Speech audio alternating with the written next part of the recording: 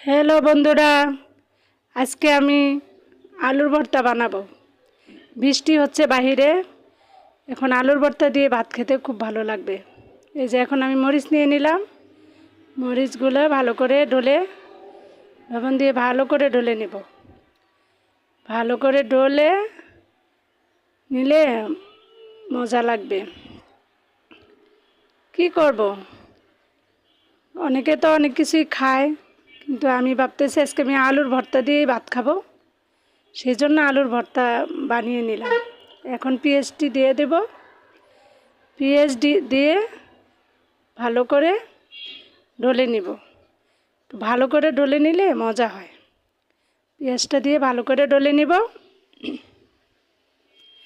তারপরে দিয়ে দিব ধনেপাতা, এটা দেশি ধনেপাতা, ছোট ছোট ধনেপাতা, দেশি, অনেক ঘ্রাণ, সেই ঘ্রাণ আসছে, মজাও হবে। বৃষ্টিও হচ্ছে, অন্ধকার হয়ে যাইতেছে বাহিরে, একদম বাহিরে অন্ধকার হয়ে যাচ্ছে। হ্যাঁ, মনে হচ্ছে রাত হয়ে গেছে। এখন সব কিছু এখন হলো সরষের তেল দিয়ে দেব।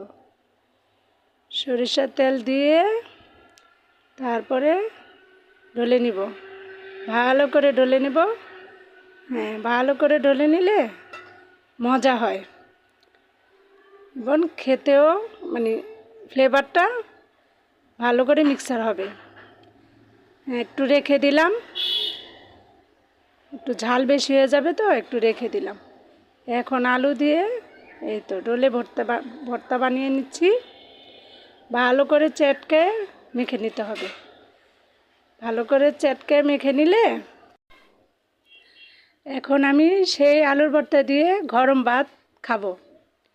খুব মজা, আমার তো মনে হচ্ছে অনেক মজাই লাগবে। এখন তোমরাও বানিয়ে খাও। বাই, আল্লাহ হাফেজ, সবাই ভালো থেকো।